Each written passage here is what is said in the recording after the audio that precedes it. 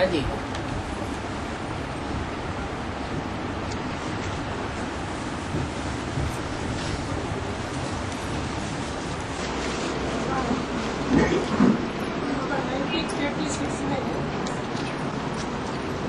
हाँ जी। 1986 में राजा मेघनाथ उसका साक्षात्कार करके छोटी माँ को सुनाया। छोटी माँ ने बड़ी माँ गीता माता को सुनाया। 1936 साक्षात्कार की बात दादा लेखराज ने छोटी माँ को उसका बहन को बताया। हाँ, उसको बताया। वो बहन ने जो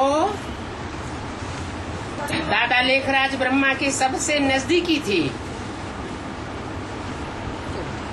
ये अंदरूनी बात किसको बताई जाती है? जो नजदीक होता है। तो छोटी माँ को बताई और छोटी माँ ने बड़ी माँ को बताया। और जो छोटी माँ है, माँ है तो कोई बाप भी होगा। माँ के साथ कोई बाप होगा या नहीं है? और सो बाप के प्रति वो छोटी माँ सबसे जास्ती वफादार होगी या कम वफादार होगी? है? विश्व का पिता है तो विश्व की माता भी बहुत वफादार होनी चाहिए। इतनी वफादार कि जिस बात में बाप खुश, उस बात में छोटी माँ को भी अति खुशी होती है। वो परिवार कौन सी जगह का था?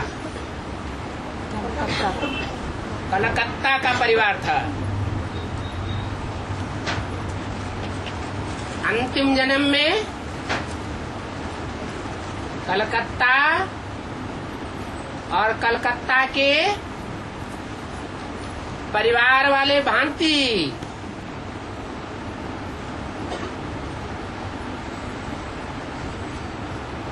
प्रसिद्ध हो जाते हैं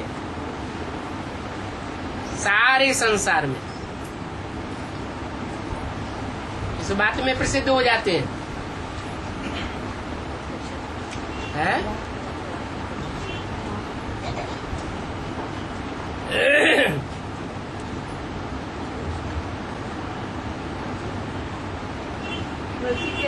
नचिकेत का बाप को वाजश्रवस ऋषि विश्वजीत याग इसका मतलब बेहद में। एक बात चल रही है वो पूरी होने दो। कलकत्ता एक ही शहर है खास भारत का और आम सारे विश्व के लिए।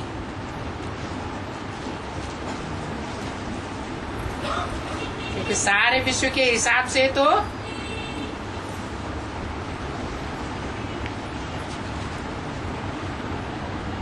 नास्तिकवाद कहाँ ज्यादा फैला हुआ है? दुनिया के देशों के हिसाब से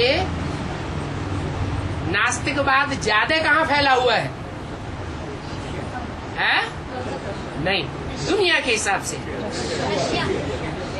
रशिया में,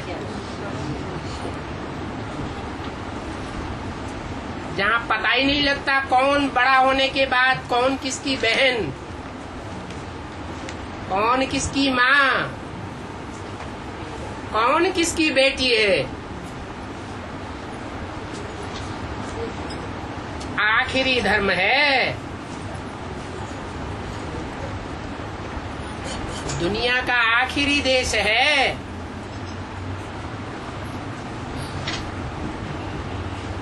जहाँ इतनी बड़ी तादाद में वैश्यावृत्ति पनप जाती है कि जानवरों जैसी बुद्धि हो जाती है, चलन हो जाती है। ये तो विश्व धर्मों की बात रही। लेकिन भारतवर्ष में ऐसा कौन सा शहर प्रसिद्ध है जहां वो कम्युनिज्म सबसे जास्ती पनपता है? कलकत्ता। और वैश्यालय भी कलकत्ते का सबसे जास्ती मशहूर है। वहां घर घर में ये परंपरा पक्की हो जाती है कि एक पत्नी से पेट नहीं भरता। क्या करते हैं? रखैलें भी रख लेते हैं।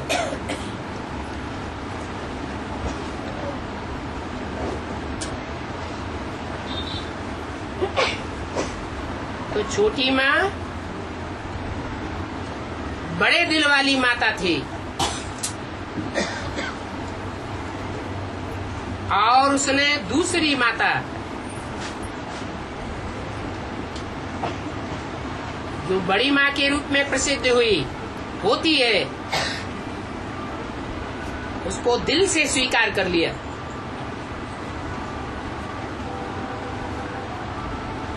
बाप की खुशी में अपनी खुशी बनाने के लिए। तो जो बात दादा लेखराज ब्रह्मा से सुनी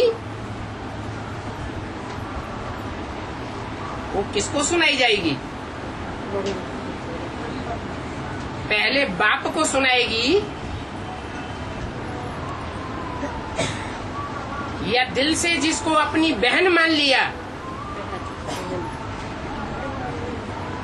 बड़ी बहन भी माता समान होती है, जैसे बड़ा भाई बाप समान होता है।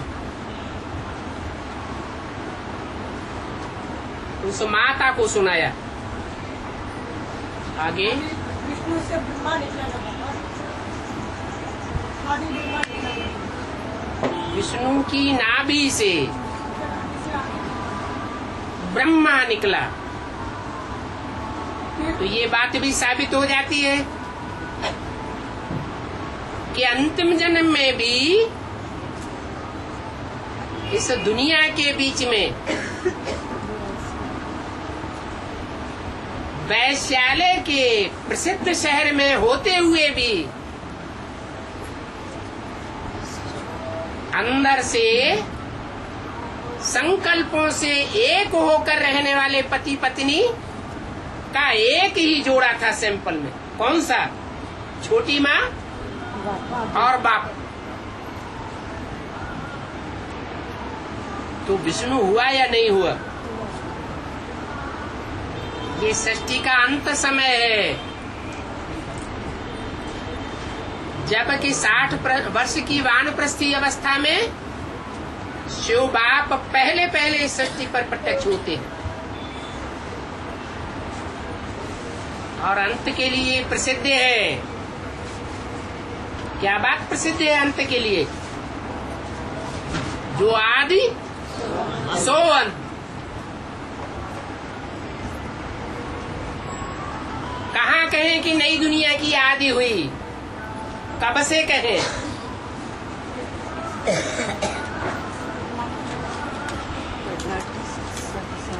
सतयुग में कहें, त्रेता में कहें, द्वापर कलयुग में कहें या कोई और युग में कहें, संगम युग में कहें कि नई सृष्टि की आदि हुई।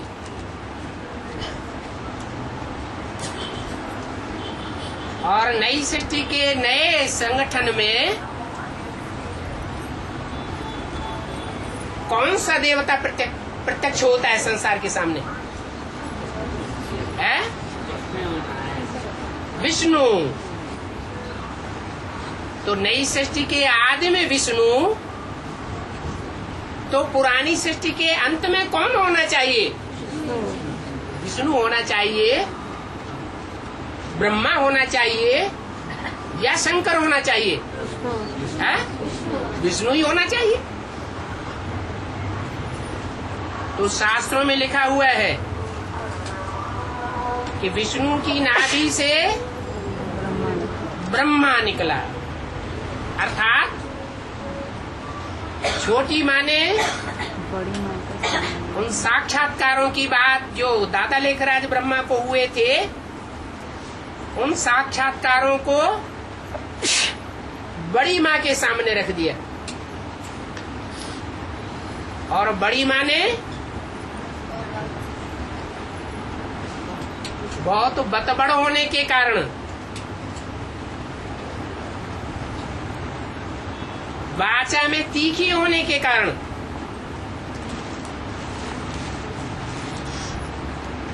जो वाचा में तीखा होता है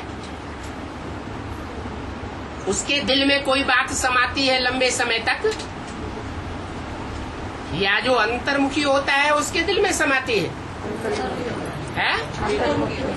अंतर्मुखी के दिल में जास्ती समाती है, क्योंकि दिल की बात है।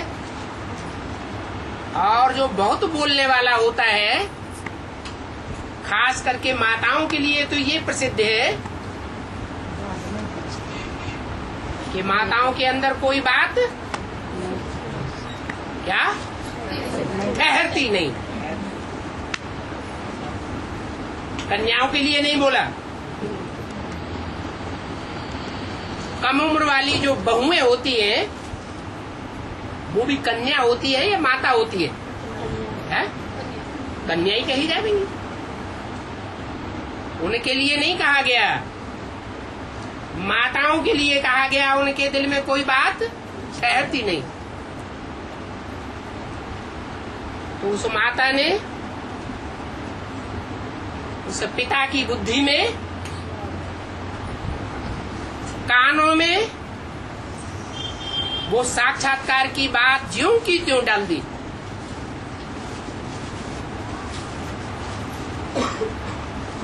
वो सुनाने वाली बन गई।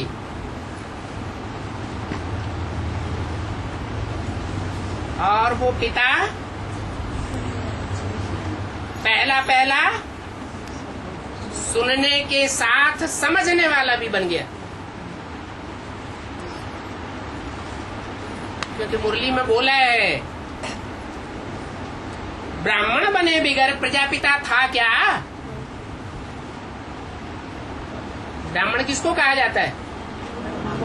ब्रह्मा की औलाद हो, और वो औलाद स्थूल पेट से पैदा होती है या ब्रह्मा के मुख से पैदा होती है? ब्रह्मा के मुख से पैदा होती है। तो वो पहला ब्राह्मण बच्चा जो बड़ी माँ के मुख से सुना, उस सुनी हुई बात को बुद्धि रूपी तीसरे नेत्र में धारण भी करता है, समाता भी है, और साथ साथ उस साक्षात्कार की बात का अर्थ भी समझाता है।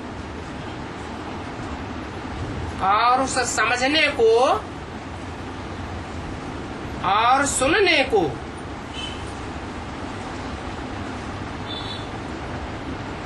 कौन सी आत्मा प्रैक्टिकल रूप देती है?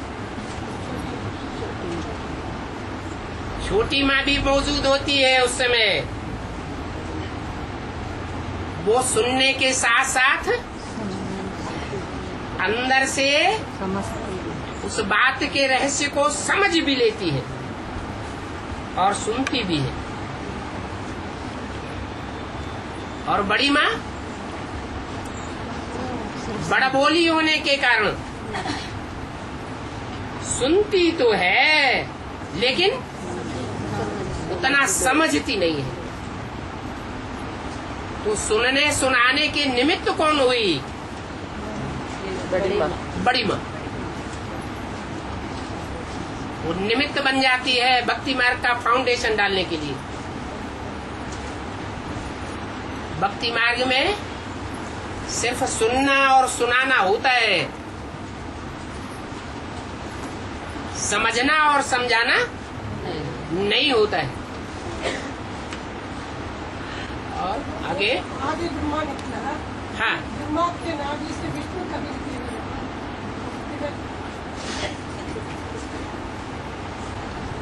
शास्त्रों में गायन है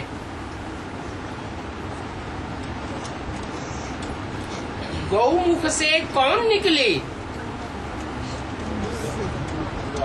है? गंगा निकली।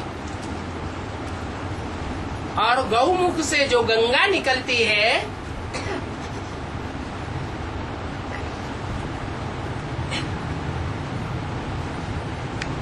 वो गंगा अंत में निकलती है या आदि और मध्य में निकलती है? अंत में निकली। और तीन मुख्य देवताएं हैं, ब्रह्मा विष्णु शंकर।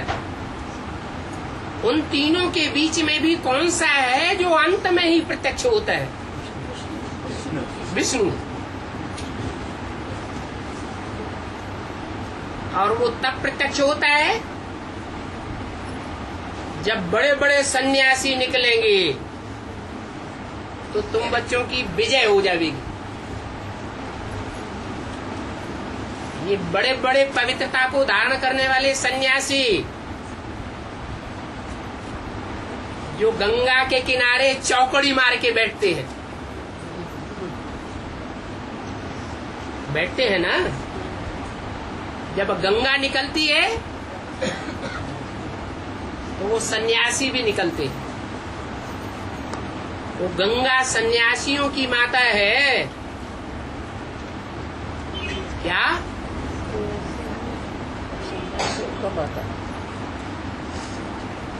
गृहस्थियों की माता नहीं है।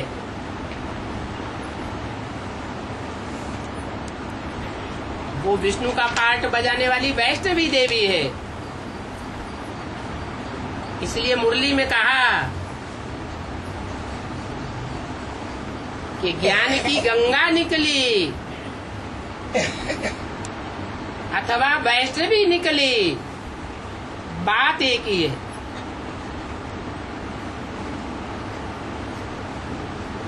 तो जब प्रत्यक्षता होगी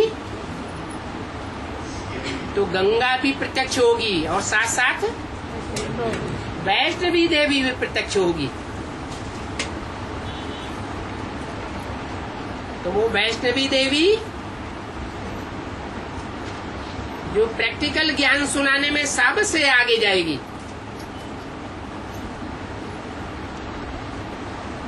वो किससे ज्ञान सुनेगी? है? वो छोटी माँ है ना, वैष्णवी छोटी माँ है ना। छोटी माँ को भारत माता टाइटल है या जगत माता का टाइटल है? भारत माता। और ये जो भारत माता टाइटल है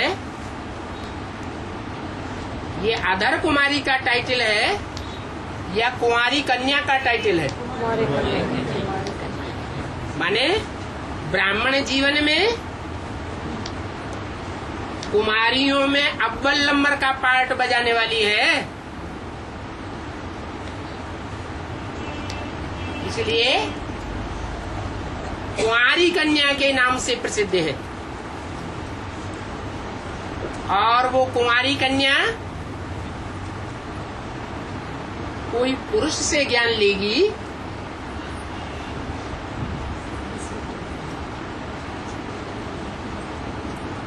या कोई संपन्न धारणा की मूर्ति से ज्ञान लेगी? है? हाँ, जगदम्बा के दो रूप हैं, दुर्गा और महाकाली। दुर्गा है आदि का रूप और जगदम्बा है वो महाकाली है अंत का रूप। आदि सो अंत, अंत सो आदि। तो महाकाली ही जगदम्बा बनती है, दुर्गा बनती है। और जब वो दुर्गा बनती है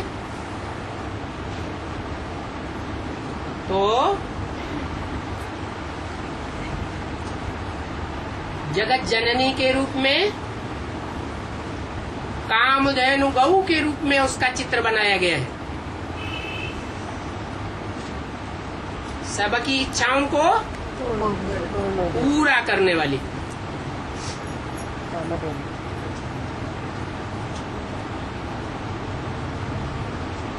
तो वो भी ज्ञान दूध देने वाली है।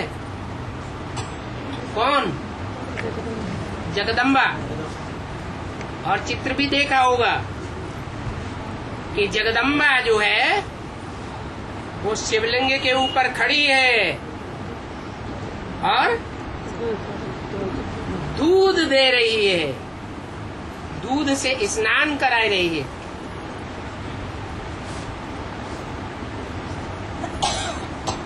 अकेले शिवलिंग का ही स्नान होता है या शिवलिंग के साथ जलाधारी भी होती है? जलाधारी भी है। वो जलाधारी जो स्वर्ग का द्वार खोलने के निमित्त बनती है, उन जलाधारियों की बात नहीं जो नरक का दरवाजा खोल करके बैठ जाती हैं, व्यभिचारिणी बन जाती हैं। ब्राह्मण जीवन में आने के बावजूद भी पर पुरुष का संसर्ग संपर्क करती है। वो जलाधारी जिसकी ऊंचते ऊंच पूजा लेने वाले शिवलिंग के साथ पूजा होती है,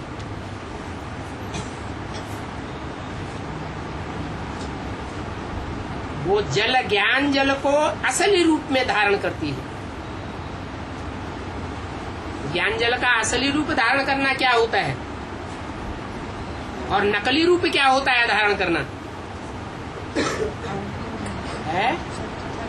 रावण भी प्रकांड ज्ञानी था, ज्ञान जल को असली रूप में धारण किया या नकली रूप में?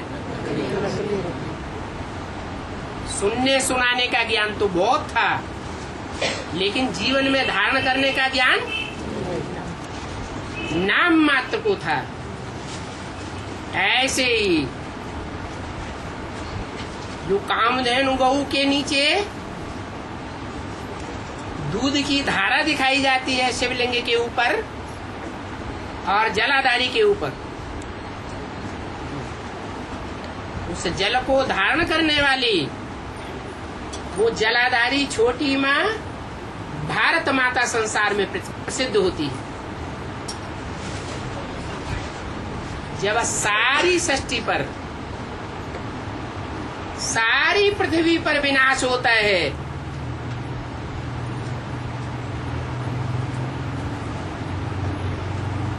तो कौन सा देश बचता है?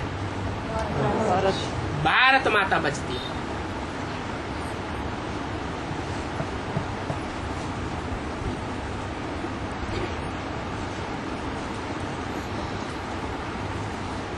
वो भारत माता जो अखंड भारत कहलाता है, वो शिवलिंग के साथ पूजा जाता है पवित्रता को धारण करने के कारण।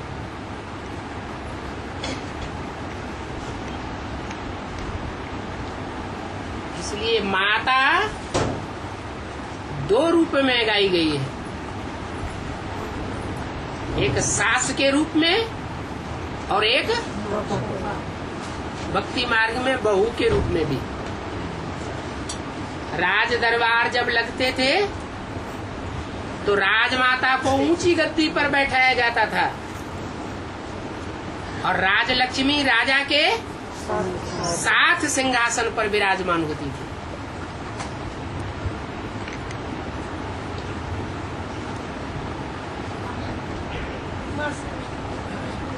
है? हाँ जी, तो ब्रह्मा से विष्णु और विष्णु से ब्रह्मा निकलता है। इसका अर्थ ये हुआ कि आज में विष्णु की नाभि से ब्रह्मा निकला, जगदम्बा निकली। और जगदम्बा का जो पुरुष रूप है ब्रह्मा का, वो भी संसार में प्रत्यक्ष हुआ। कौन? दादा लेखराज ब्रह्मा। और फिर अंत में जब प्रत्यक्षता होती है सारे संसार में, तो भी जब वो ब्रह्मा संपूर्ण रूप धारण करता है, पूर्णमासी का 16 कला संपूर्ण चंद्रमा बनता है, तो ब्रह्मा की नाभि से विष्णु संसार में प्रत्यक्ष हो जाता है। जब नए सृष्टि के संगठन की शुरुआत होती है। और 36 में पहले ब्रह्मा बाबा को साक्षात्कार होता है ना, शिव तो बोलता है मैं बोलता है, शिव बोलता है, मैंने मुरली में कहते हैं ना, मुरली में शिव ने ब्रह्मा के द्वारा बोला। हाँ, पहले सूक्ष्म बदन रचाकर ब्रह्मा विष्णु शंकर को रचाता हूँ। हाँ, तो पहले ब्रह्मा बाबा को साक्षात्कार कराया। ठीक है। वो साक्षात्कार किसी के शरीर में प्रवेश नहीं हुआ, सेपरेट साक्षात्कार, बिना शरीर साक्षात्कार कैसा कराया? ये क्या बात हुई? बिना शरीर के राम की आत्मा तुलसीदास के रूप में और कृष्ण की आत्मा सूरदास के रूप में और मीरा की आत्मा कलयुग में साक्षात्कार नहीं करती। वहाँ कोई साक्षात्कार कराने वाला होता है? नहीं। तो यहाँ क्यों नहीं करा सकता? नहीं, पहले सूक्ष्म बदन रचाना माना सूक्ष्म बदन शरीर के द्वारा ही रचा सकता है। नहीं, सूक्ष्म बतन रचाया जाता है हमारी मन बुद्धि के अंदर। तो मन बुद्धि में जब संपूर्ण नॉलेज आ जाती है, ब्रह्मा के मुख से वेदवाणी आ जाती है, तो मनन चिंतन मंथन की प्रक्रिया शुरू होती है। ब्रह्मा के संकल्प की सृष्टि से फरिश्ताओं की दुनिया तैयार होती है। फरिश्ताएं सूक्ष्म बतन में रहते हैं या स्थूल या निराकारी बतन में? सूक्ष्म बतन। तो प्रैक्टिकल में सूक्ष्म बतन तब कहें जब ब्राह्मणों की मन बुद्धि में वो मनन चिंतन मंथन का सूक्ष्म बतन तैयार हो गया, और उस मनन चिंतन मंथन से उन्होंने पहले 3 देवताओं को प्रत्यक्ष कर लिया। तो ब्रह्मा के रूप में, विष्णु के रूप में पार्ट बजाने वाले प्रैक्टिकल फीचर्स कौन से होते हैं? वो तीनों मूर्तियां जो सूक्ष्म मनन चिंतन मंथन की स्टेज वाली है, वो कब प्रत्यक्ष होती है? बोलो। वो 15 मूर्तियाँ। हाँ, 3 मूर्तियां 76 में होता है। 76 में प्रत्यक्ष होती है। इसलिए बोला कि सूक्ष्म बतन रचते हैं 40 वर्ष के लिए। वो साक्षात्कार वाला सूक्ष्म बतन है, भक्ति मार्ग वाला सूक्ष्म बतन है, वो सन 36 से लेकर के 76 तक के लिए रचा गया। 76 में संपन्न स्टेज को प्राप्त हो गया, और एक आत्मा की बुद्धि में तीनों मूर्तियां प्रत्यक्ष हो जाती हैं। ब्रह्मा कौन, विष्णु कौन और शंकर कौन, जो तीनों मिलकर के संकल्पों से विश्व विजय करके दिखलावे। झंडा का गायन है ना, झंडे का एक कपड़ा विश्व विजय करता है, यह तीनों कपड़े इकट्ठे होते हैं तब विश्व विजय होती है। तीनों के संकल्पों में एकता होनी चाहिए। हाँ जी। तो फिर वो दत्तात्रेय का पाठ करते हैं ना, हाँ जी। और आदि का साक्षात्कार को कुछ कनेक्शन है या नहीं? दत्ता माने दिया हुआ, और त्रय माने तीन के द्वारा। क्या? दत्ता माने दिया हुआ, और त्रय माने तीन के द्वारा। तो कौन हुआ दत्तात्रेय? जो गुण ही ग्रहण करता था, दादा लेखराज ब्रह्मा। हाँ, ठीक है। और उन दादा लेखराज ब्रह्मा को, दादा लेखराज ब्रह्मा ही कृष्ण की सोल है। नई सृष्टि में बच्चे के रूप में, प्रिंस के रूप में जन्म लेने वाला है, और वर्तमान समय में ब्राह्मणों की दुनिया का स्थापन करता है। ये बात बुद्धि में डालने के निमित्त तो कौन तीन आत्माएं बनी? वही ब्रह्मा विष्णु शंकर। इसलिए दत्तात्रेय, दत्ता माने दिया हुआ, और त्रेय माने तीन के द्वारा जिसका जन्म दिया गया, वो दत्तात्रेय। उसके आसपास कुत्ते दिखाए जाते हैं। क्या?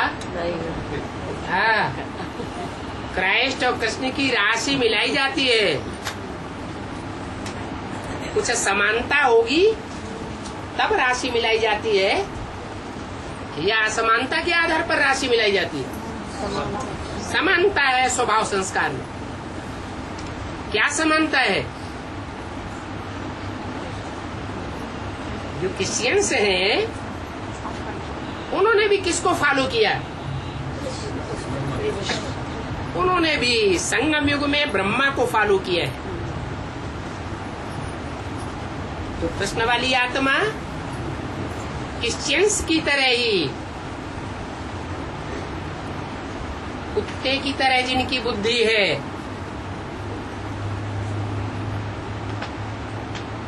उनको गोद में पालना देती है, रोटी दाल खिलाती है। वो कुत्ते उनके चारों ओर पूंछ लपलपाते दिखाई जाते हैं।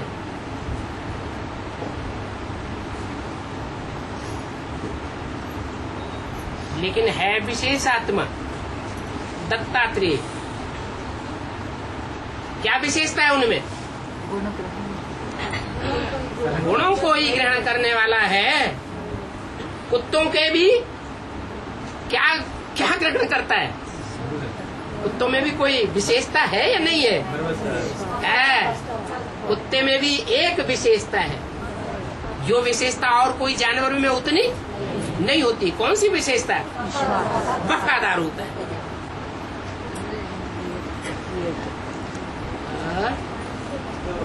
ये दत्तात्रेय का पॉइंट हो गया, और 36 में सिर्फ साक्षात्कार वगैरह ब्रह्मा को। हाँ जी। दोनों को कुछ कनेक्शन है? ये दोनों को कुछ कनेक्शन है? है का? दोनों माने कौन? वही 36 में पास में ही बैठ करके बातें करना शुरू कर देते। हाँ 36 में पहले ब्रह्मा को साक्षात्कार हुआ, हाँ, वो बात को भी बाद में दत्तात्रेय का जन्म हुआ कलकत्ता में। ये ठीक है। दोनों को कुछ कनेक्शन है या नहीं?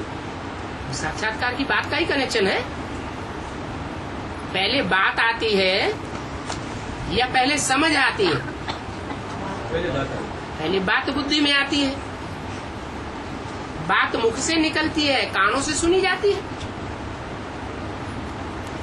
कोई जरूरी नहीं है बुद्धि में आ जाए। तो बात पहले पहले तीन मूर्तियों के कान में पड़ती है। शिव बाप जब आते हैं तो अकेले आते हैं या तीन मूर्तियों के द्वारा आते हैं? तीन मूर्तियों के द्वारा प्रत्यक्ष होते हैं। हमारा वो बीच का टाइम ज्यादा नहीं रहेगा। वो सिंध हैदराबाद में जो साक्षात्कार हुआ, हाँ, और कलकत्ता में क्लियर हुआ ब्रह्मा विष्णु शंकर। उन तीनों को क्लियर हुआ। लेकिन ब्रह्मा बाबा की बुद्धि में ये निश्चय कब बैठा कि मेरा ही पार्ट ब्रह्मा का है, मेरे नाम से ही ब्रह्मा कुमारी ईश्वरी विश्वविद्यालय नाम होना चाहिए, प्रजापिता नहीं होना चाहिए? ये बात प्रत्यक्ष कब हुई? राउंड अप करके पहले बाबा मुरली नहीं चलाते थे कराची में।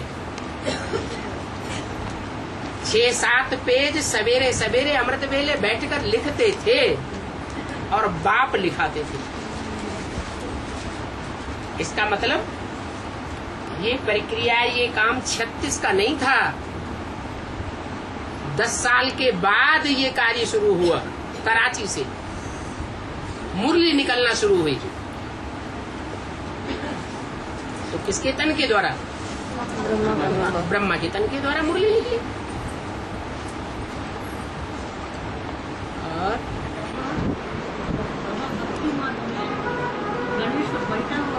हाथ उठाओ। हाँ, माता जी पूछ रही है भक्ति मार्ग में तो बैठा हुआ गणेश, भक्ति मार्ग में बैठा हुआ गणेश विनायक, गणेश को पूजा करते हैं, लेकिन खड़ा हुआ को नहीं करते। ऐसे ही हनुमान खड़ा हुआ हनुमान का करते हैं, बैठा हुआ हनुमान को पूजा नहीं करते। इसका पूजा का अर्थ क्या है? हनुमान का पार्ट और गणेश का पार्ट, ये जानवरों का पार्ट है या मनुष्यों का पार्ट है? मनन चिंतन मंथन करने वाले मनुष्यों का पार्ट है या जानवर बुद्धियों का पार्ट है?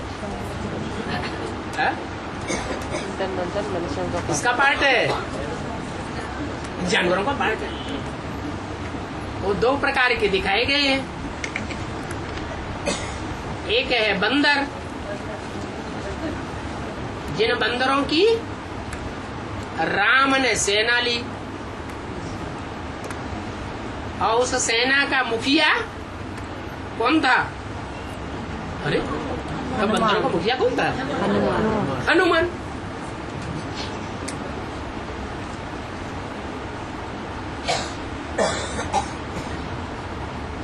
बंदर बुद्धि प्रसिद्ध है। मानवीय बुद्धि में और बंदर बुद्धि में कुछ अंतर होता है? नहीं, कितना अंतर होता है। बंदर बुद्धि तो बहुत चंचल होती है। चंचलता में शास्त्रों में राम की आत्मा को आगे दिखाया गया है या कृष्ण की आत्मा को आगे दिखाया गया है? कृष्ण की आत्मा को आगे दिखाया गया है। जो चंचल बुद्धि होता है, बच्चा बुद्धि कहो, वो चंचल बुद्धि बच्चा समझदार कहे या बेसमझ कहे? बेसमझ होता है तो बच्चा बुद्धि कहा जाता है। और राम वाली आत्मा को समझदार दिखाया गया है या बेसमझ दिखाया गया है? समझदार दिखाते हैं। और राम वाली आत्मा जब राम के रूप में प्रत्यक्ष होती है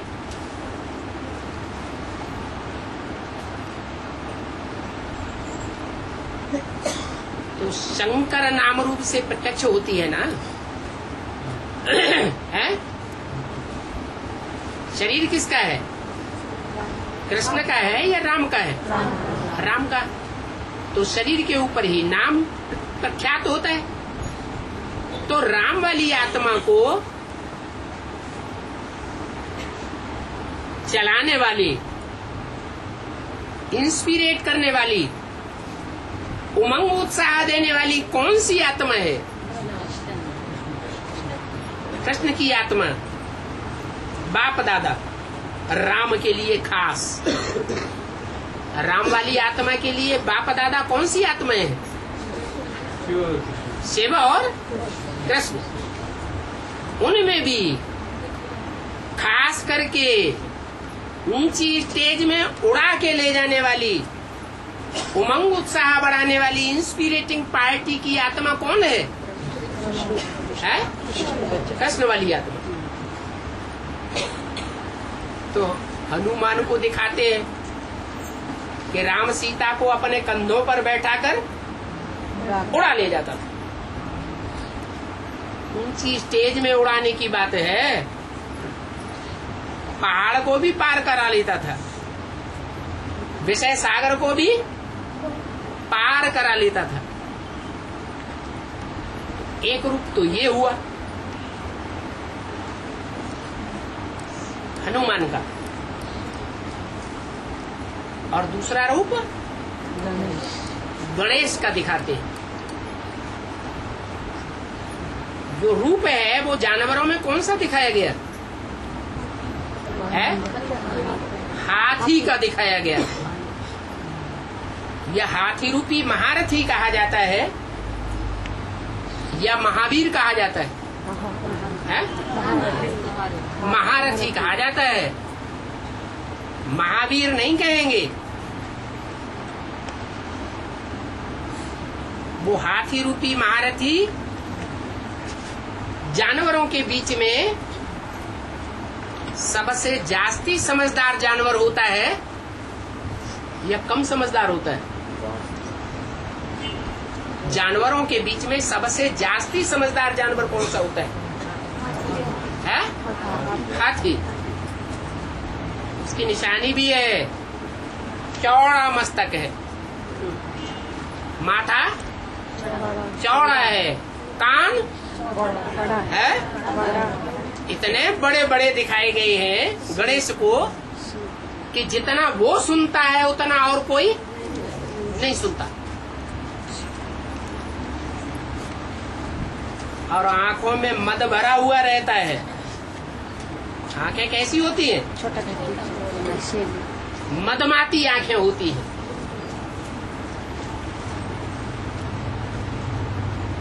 और सारा कार्य हाथ पांव से करता है कि कोई और अंग है जिससे करता है? नाक। सारा कार्य नाक से करता है। नाक किस बात के लिए प्रसिद्ध होती है? सूंघने के लिए। माने परख शक्ति भी बहुत है।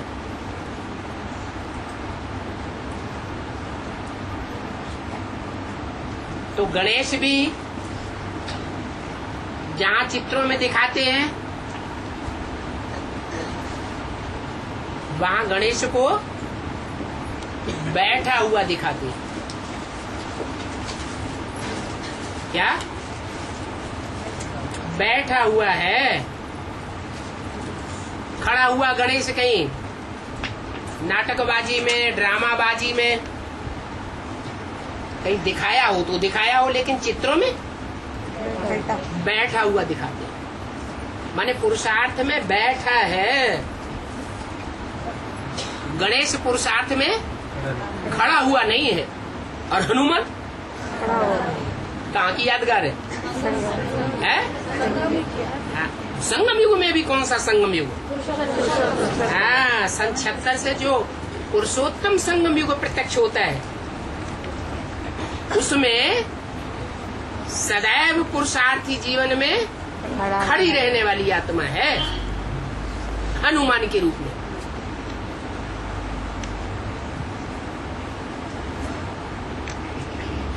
तो सारी लंका को आग लगाने वाली आत्मा है। क्या? लंका में आग लगाने वाली आत्मा है। तो बैठा हुआ रूप किस समय का है? गणेश का। और खड़ा हुआ हनुमान का रूप किस समय का है?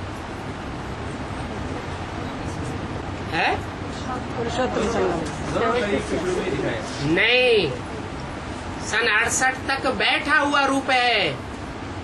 किसका? गणेश का। और सन 68 के बाद बाप दादा की सोल में जो दादा की सोल है वो भी अप्रत्यक्ष रूप से बच्चों में प्रवेश करके पार्ट बजाती है। बजाती है या नहीं बजाती है? बजाती है, लेकिन प्रत्यक्ष नहीं होती है। प्रत्यक्ष होती है 76 से। बाकी ऐसे नहीं है कि 69 से लेकर के 75 तक बच्चों में प्रवेश नहीं होता है। प्रवेश तो होता है। इस रूप में, गणेश के रूप में या हनुमान के रूप में? हनुमान के रूप में। और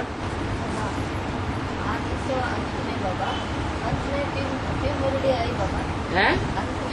मुरली आदि सो अंत्य हाँ, अंत में फिर मुरली रचना नहीं रचना आदि में पीयू मुरली था ना बाबा। प्यू, आदि में प्यू की वाणी। सिंध हैदराबाद में ब्रह्मा बाबा ने बाद में वाणी चलाई ब्रह्मा के मुख से, लेकिन उससे पहले कौन सी वाणी प्रसिद्ध थी? प्यू की वाणी। जो बाबा पूछते हैं कि ब्रह्मा का बाप कौन, कोई बताए? तो ब्रह्मा रचना है या रचयिता है? रचना। तो उसका बाप होगा ना कोई रचयिता। कौन हुआ? वही प्यू। तो आदि में प्यू और मध्य में प्यू वाली आत्मा बाप। तो राम वाली आत्मा हो या शिव वाली आत्मा हो,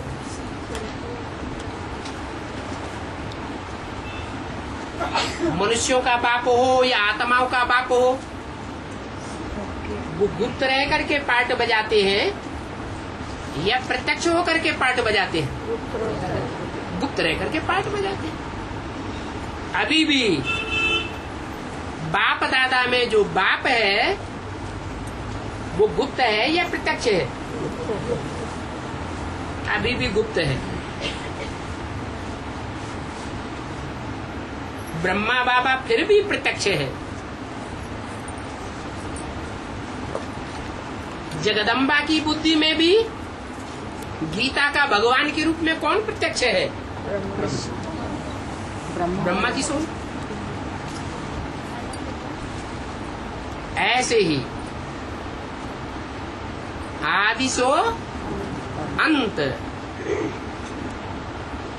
मुरली में बोला है, तुम बच्चों का दान मान पद पुरुषार्थ सब गुप्त। पांडव होते ही है गुप्त, और उनका बाप पंडा तो वो भी गुप्त। कब प्रत्यक्ष होंगे? है? अंत में प्रत्यक्ष होंगे। और बाप और बच्चे दोनों ही प्रत्यक्ष होंगे।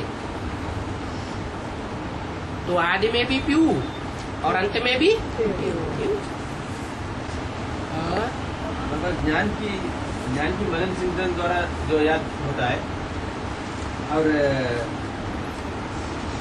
ज्ञान छोड़ करके सिर्फ याद होता है। ज्ञान छोड़ के याद हो सकता है? ज्ञान माने पहचान। नहीं बाबा, मनन चिंतन छोड़कर पूरा याद में बैठता है, मन स्टेज बढ़ता है। ये दोनों में फर्क क्या है? मनन चिंतन का जो निचोड़ है वो याद है, या मनन चिंतन का विस्तार वो असली याद है? मनन चिंतन का जो निचोड़ है, जो मक्खन है, सार है, वो है याद। अंत में क्या रह जाएगा? याद रह जाएगी। बिंदु रूप आत्मा याद रह जाएगी देवताओं को,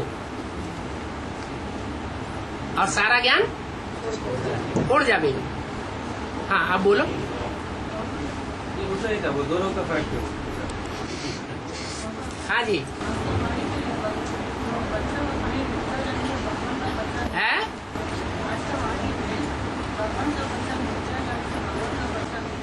भगवान का बच्चा?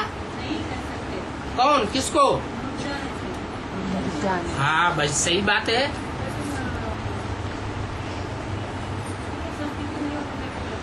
भगवान जो है संपन्न स्टेज में कौन से स्वरूप के द्वारा संसार में प्रत्यक्ष होता है, जिसकी कोई भी ग्लानि नहीं है? नारायण रूप।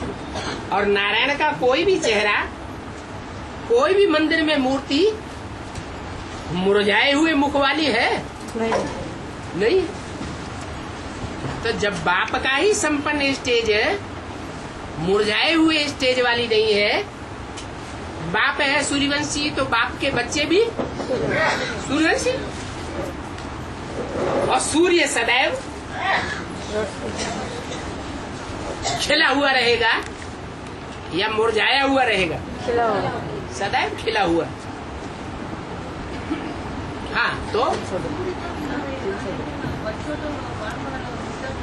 सूर्य के बच्चे हैं। तो सूर्य के बच्चे कहें या और धर्मों में कन्वर्ट हुए पड़े हैं? और धर्म में कन्वर्ट हुए पड़े हैं।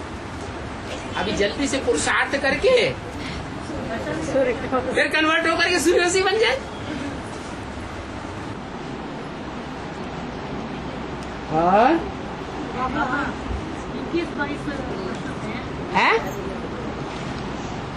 21-22 वर्ष से बेसिक में रहकर अभी एडवांस में आने से उधर का पुरुषार्थ पर ऐड होता है बाबा। 21-22 साल बेसिक नॉलेज में 21-22 पर गए थे, अभी इधर एडवांस में आने से इधर का पुरुषार्थ का हिसाब तो इधर का एडवांस में ऐड होगा नहीं होगा? बेसिक जो पढ़ाई पढ़ी जाती है वो हायर क्लासेस में वो पढ़ाई ऐड नहीं होती है, तो सवाल ही पैदा नहीं होता। बिना बेसिक के एडवांस कैसे होगा? एडवांस में आने वाली कोई भी आत्मा ऐसी नहीं है जो बेसिक में न रही हो। इस जन्म में नहीं है तो पूर्व जन्म में रही होगी, पूर्व जन्म में भी नहीं रही होगी, इस जन्म में है तो जरूर सन 36 से पहले जो सदैव एडवांस में रहने वाली आत्मा है, राम वाली आत्मा, इसकी साथ ही रही होगी। बेसिक के संस्कार हुए या नहीं हुए? ऐसे बहुत से बूढ़े लोग हैं जो 70 साल से ऊपर के हैं या नहीं? एडवांस में भी चल रहे हैं। तो क्या उन्होंने बेसिक नॉलेज धारण नहीं की थी? है? वो संस्कार भी होने चाहिए। और बाबा एक याद से और बीमारी से तो धर्मराज के दर्द से अपने बाप को नसल कर धर्मराज का दर्द क्या है? बीमारी भी एक दर्द है ना? बीमारी दंड नहीं है, कितना तकलीफ होता है। हिसाब किताब चुकतू होता है। बीमारी कोई धर्मराज का दंड जैसा नहीं है। और कलयुग के अंत में बीमारी तो सबको आती है। 8 को नहीं आती है क्या? है? 8 को भी आती? अरे 8 की बात छोड़ो, जो फर्स्ट है उसको नहीं आती है क्या? है? वो सबका बाप नहीं है, बीमारों का बाप नहीं है। और नहीं बाबा, दंड क्या मिलेंगे? धर्मराज का दंड क्या मिलेगा? धर्मराज का दंड ऐसा कड़ा होगा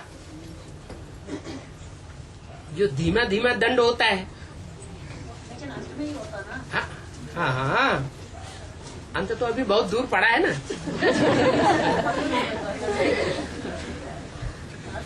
बाबा माउंट आबू में अरे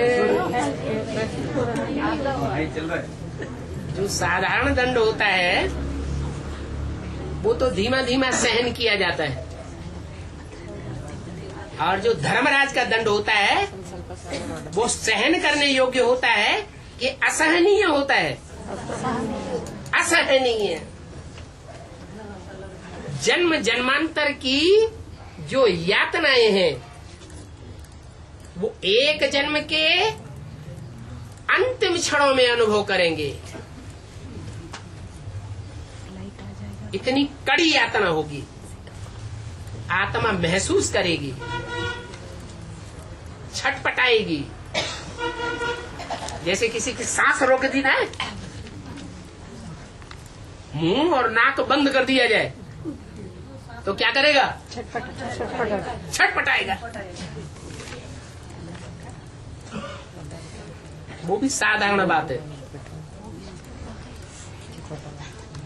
और वो कितना टाइम लगेगा? कितना टाइम?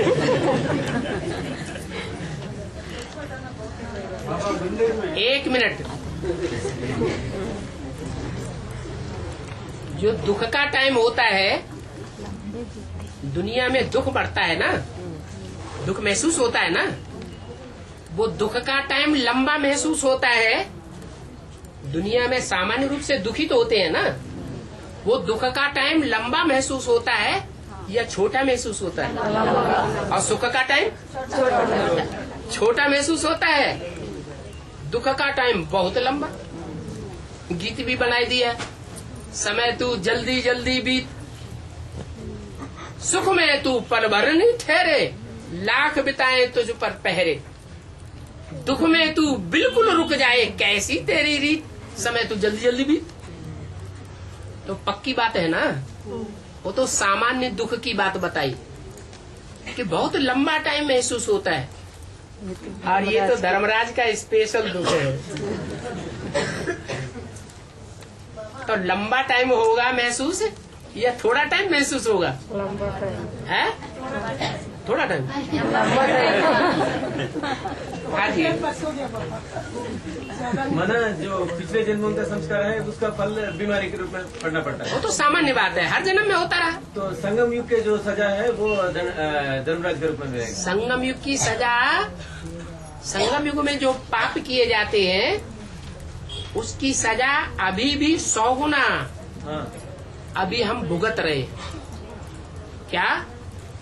अभी जो हम श्रीमत के बरखिलाफ पाप कर रहे हैं, श्रीमत को जानते भी हैं कि भगवान की मत है, और फिर भी हम जानबूझकर पाप कर रहे हैं, तो कै गुना दंड चढ़ता है? 100 गुना दंड चढ़ता है। भक्ति मार्ग में ऐसा नहीं था, और यहाँ 100 गुना दंड। तो 100 गुना दंड चढ़ने से आत्मा तमो प्रधान बन रही है या सतो प्रधान बन रही है? और ही तमो प्रधान बन रही है। दिन दूनी रात चौगुनी तमो प्रधान बन रही है। इसका मतलब बीमारी और निंदा दंड। अभी तो बाबा ने बोला, खासकर अव्यक्त बाप दादा ने, अभी अभी श्रीमत की बरखिलाफी करो, पाप करो, अभी अभी दंड शुरू। क्या पूर्व जन्मों में तो ऐसे भी होता था कि धीमी गति से कोई पाप किया तो कई जन्मों के बाद फल देता था, और अभी तो ऐसा समय आ गया अंत समय का कि अभी अभी किया और अभी उसका दंड शुरू।